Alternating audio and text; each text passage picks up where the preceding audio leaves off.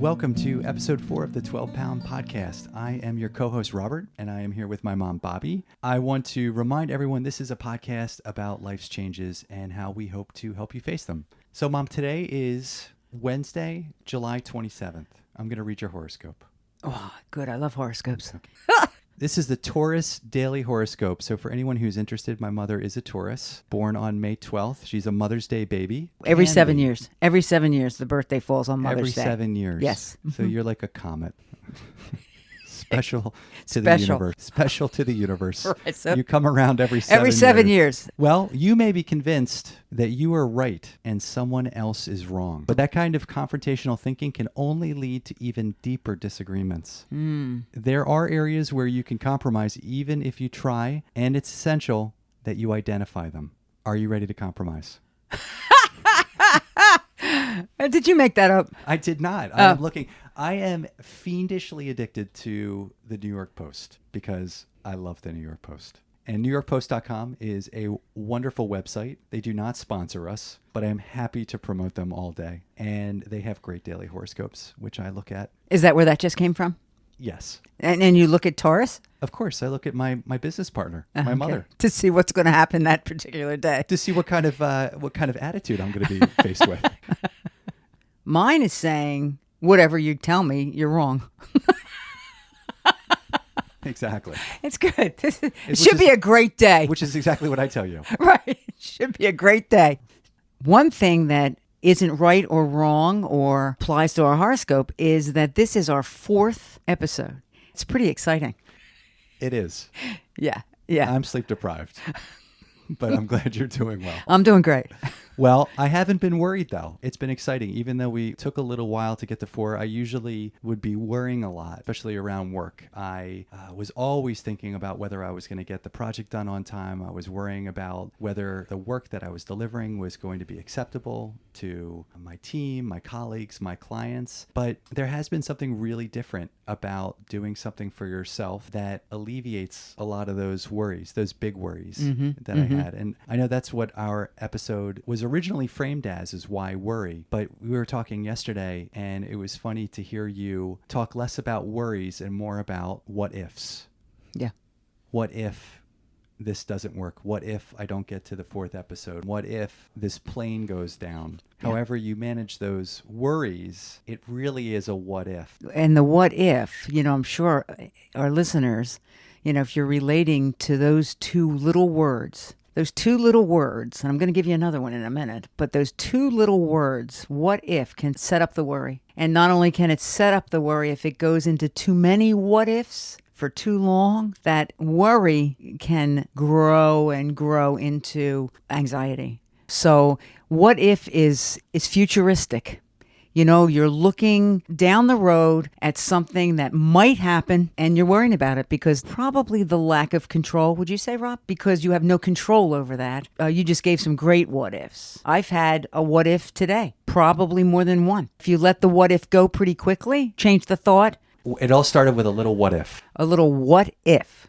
I know that's something I really have struggled with over the years. I have a tendency to scenario things out. So when I'm thinking about doing something, or I'm thinking about having a difficult conversation, or I'm thinking about something that I'm trying to get more control over, the scenarios that I would tend to go through were something that I had to temper because I can't control them.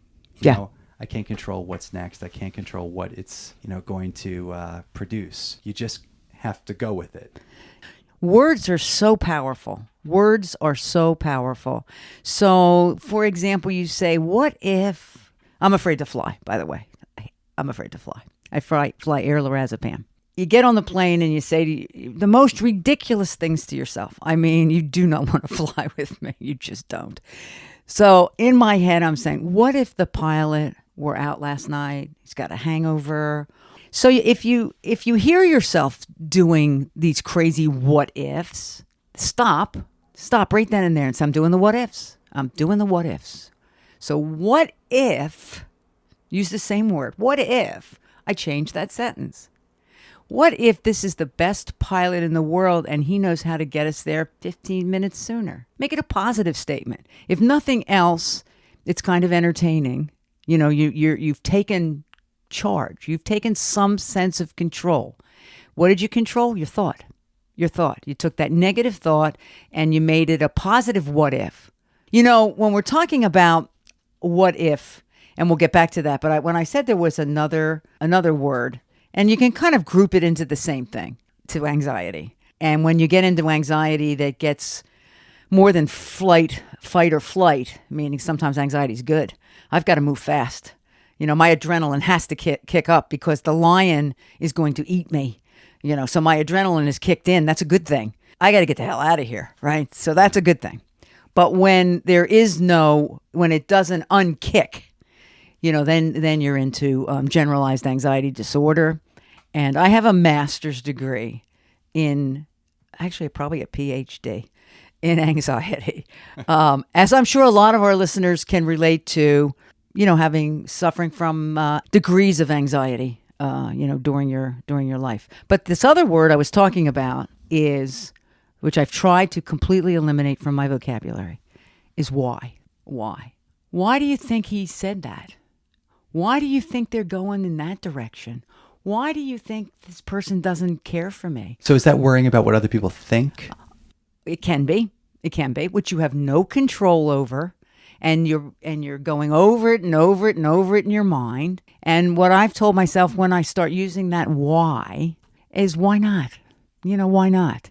I've pretty much lost that word over the years. Yeah. If you find yourself thinking, I can't do this, I'll never get this assignment done, or a similar negative thought, your advice is good, because that's what I try to apply. I try to challenge it by asking if it's valid, is it helpful? You'll likely find that these thoughts are merely fueled by this anxious brain, which I inherited, honestly, from my family as well. So stopping those thoughts in their tracks is really important, and it's a discipline. And when I felt like that those thoughts were spiraling out of control, I would try to take a few minutes to focus on the present moment. Exactly. So exactly. Where am I now? Taking my thoughts away from the past and the future and helping me recenter myself. Exactly. And going back to, it's funny how you're going to see, at least I'm seeing all of this is so interconnected. It's so interconnected. We were talking about level 1, and we were talking about energy, level 1 being the lowest form of energy. And that's worry and fear. Worry is also fear. I'm afraid. Fear has a lot to do with worry. Flying, worrying weeks before the flight, while you're at the vacation spot, the flight coming back, because I'm afraid. You're afraid. So level 1, lowest form of energy, fear. We talked about how long am I going to stay there? That's not that we're not saying that you're never going to go there, because you're going to go there. How long am I going to stay there? And what do I do to move? I also think maybe just taking a step back is what brought me there. So identifying the situation that made you worry, identifying that situation that made you anxious. So the thought, the worry that brought you to the anxiety, what was it? Yeah. I would be overthinking someone's response to the news I'm going to be giving them. Sorry, I can't make it to dinner. Or what if? The what if. Mm-hmm. So what if I tell them this and they respond in this way? I would be thinking in advance what that situation is going to look like before it even happened. Right. So, those were just lessons that I've learned. Think about the present. Think about your own life. Don't get into other people's shit. And, your journey is your journey and their journey is their journey, but you need to do what you need to do. Yeah. In a thoughtful good point. way. Yeah. So those what ifs are everywhere. They're everywhere because it's also, we talked about that before, I think, that when, what if, I'll say it again, what if is a futuristic thought. So this future what if, and anytime you're thinking too much about the future, which most times you don't exactly what's out there, it's going to cause worry, it's going to cause anxiety. Just the opposite. People that live in the past, and we'll get into that at another time, because that's level 2. People that live in the past can sometimes have a lot of anger issues because they're mad about something that happened in the past. It didn't work out the way they wanted it to, and they're holding on to it.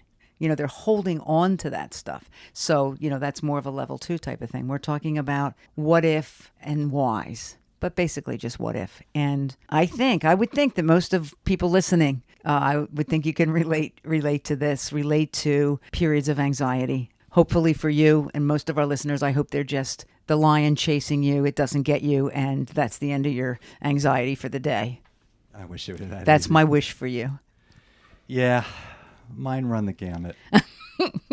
I'm a prolific worrier, so it's definitely something that I wrestle with. It's gotten better, but worrying about kids, worrying about family, worrying about career. I worry about my health. All of these things, that cumulatively can start to cause more distress, kind of that physiological response. Because I've been there. Yeah. I've been in the doctor's office. I've been in front of a cardiologist. You were dying you were having that heart attack? I was having that heart attack. I was having the heart event. I didn't know why my breathing was erratic. I didn't know why my heartbeat was erratic. I was feeling dizzy. And he looked at me and, he did the usual stuff, took the EKG and he took my blood pressure. And then, after kind of running the basic tests, he looked at me and he put his pen down and he said, do you suffer from anxiety? And I said, well, yes, I do. It's never been diagnosed, but, I do get anxious and I've had a panic attack, once before in the past. And he said, well, I think this is an anxiety related event and that whatever's going on in your life right now, probably be good to look at it and realize that it's not worth your health. And that's how he showed me the door, which was basically... Because a lot of times it's brushed, it can be, especially more in the past. People, I think, are paying more attention now to anxiety and mental health. It wasn't paid a lot of attention to. That was great information. Must have calmed you down a little bit to hear somebody spend some time. It didn't. I mean, I walked out of there like, my God, I am a mental basket case. I was thinking that. Yeah, myself crazy. To a heart attack. I'm driving myself crazy. I've brought on these health issues. Just having read a lot about this in the past, because I've known a lot of people who have, suffered from autoimmune disorders that have been very difficult to diagnose, but they cause a lot of problems. Mm-hmm. And you go to doctor after doctor after doctor, and there's just no source for what's going on. I have a friend that's actually going through this right now, and you just keep going back, and you just keep feeling a little crazier and crazier. I don't know if he feels crazy, but I certainly did at that moment. I felt like I was, kind of losing control over my own body. Getting back to what we were talking about, the three main components of anxiety. One of them is the physiological. And when you lose control of that, I think everything else, gets... Anxiety is such it's got so many, it's got hundreds of symptoms. And then what you tend to do, which just makes it so much worse, I'm going to Google my symptoms. I'm going to Google. I feel sorry for Google myself, the Googler. I try not to ever do it again, because when I Google the symptoms, I have them all. I have MS. It's just amazing.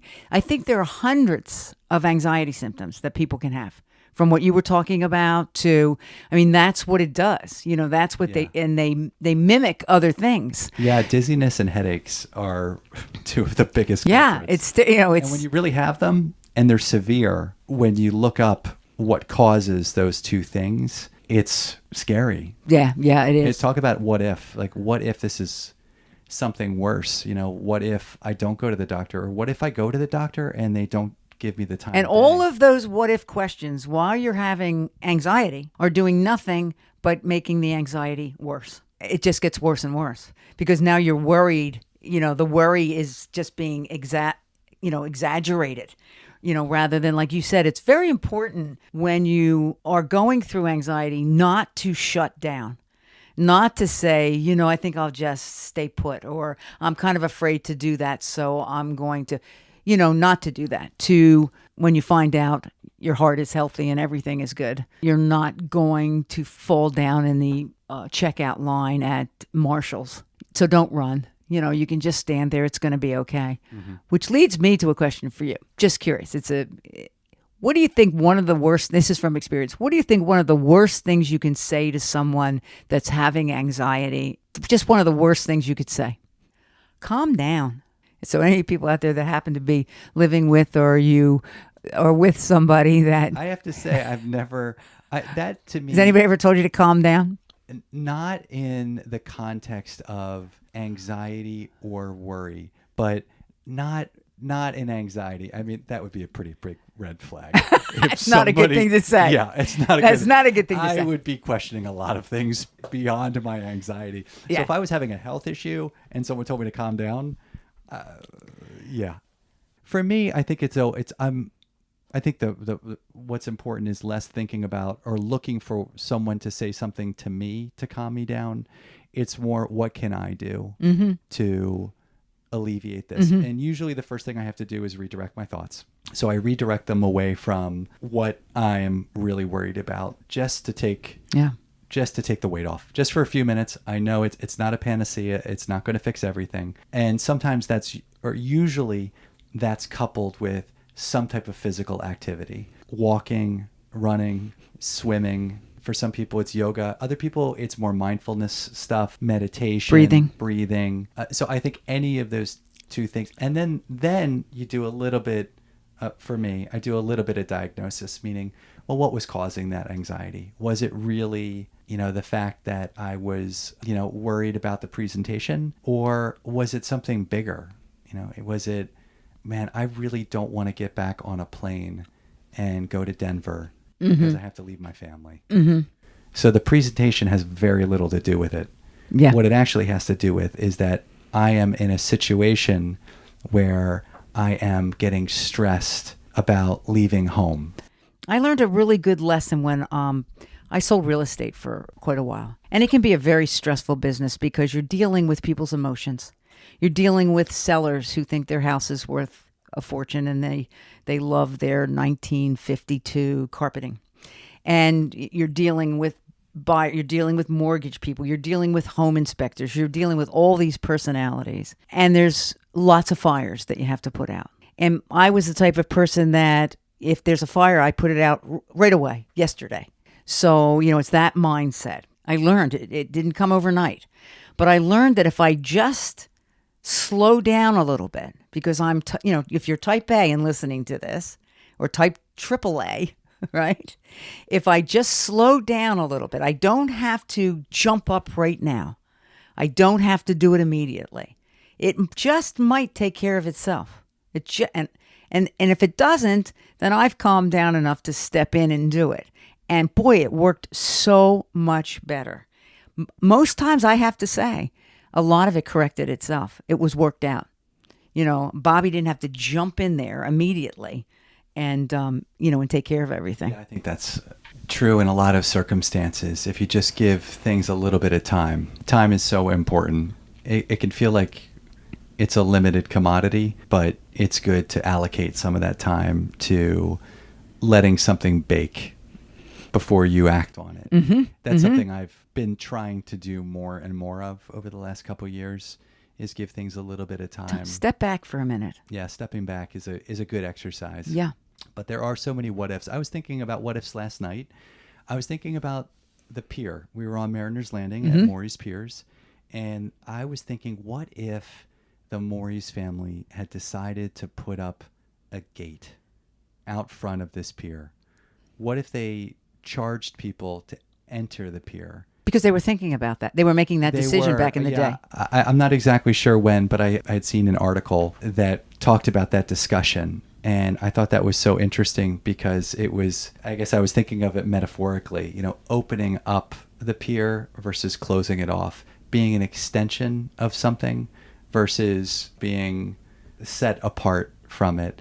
And I think the fact that the boardwalk is this spine that runs through the center of the island and really keeps us upright. If you were to put a tourniquet on one of those extensions of it, like a pier, it would really impact the way that we experience the boardwalk. And I think that's what makes Maury's Pier and Mariners Landing so special, is that we're all essentially free-range tourists.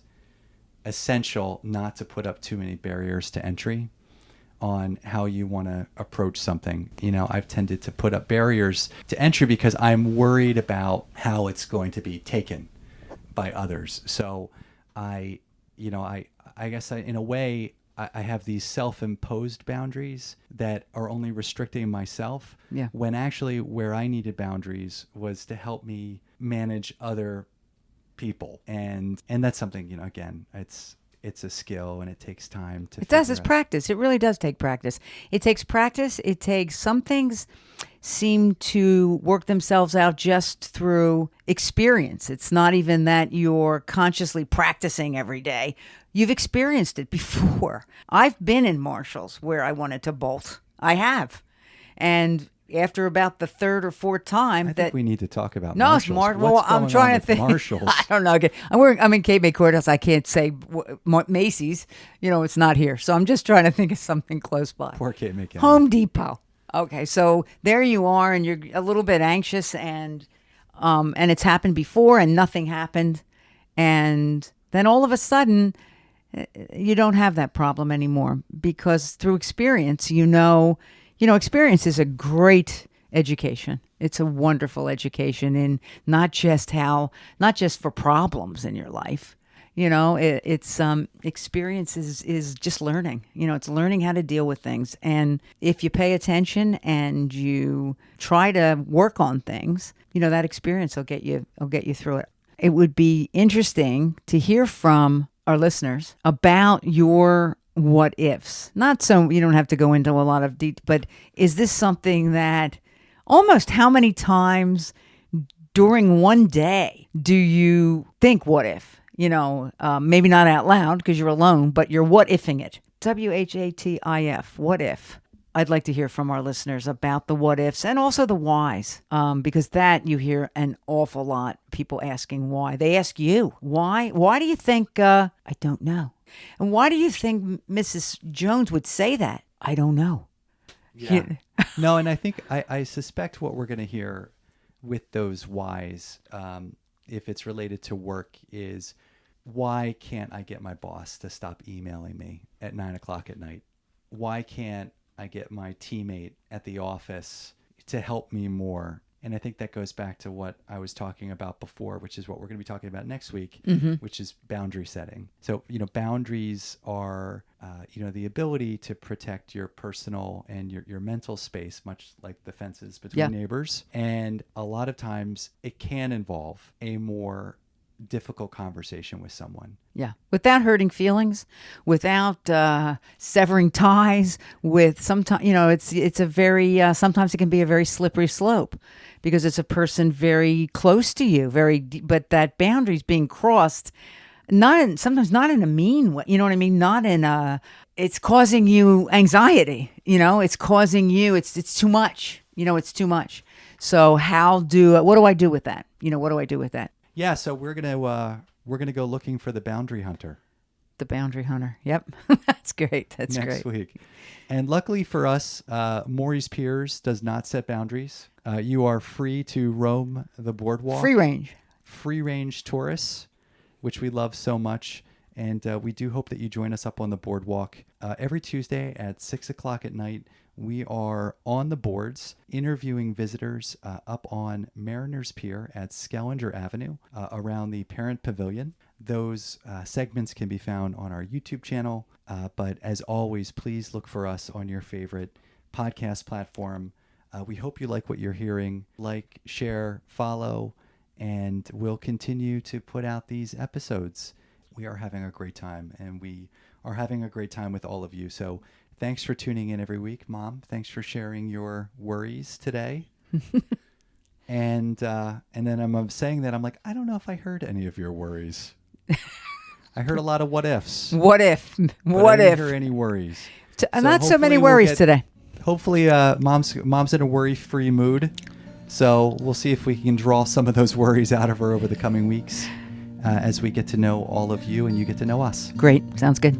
Thanks so much. Lucy of the Margate sands, made of dreams and old tin cans. She's no diamond, fellas, but she shines the same.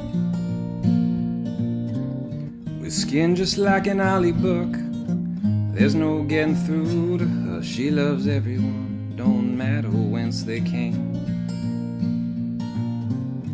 And if she were but not so grand, and I could set her in a ring, I would put her on your finger, and when I took your hand, I'd sing la-de-da-de-da. I'd sing la-de-da-de-da. Well, it ain't much, I know, but we can take her with us anywhere we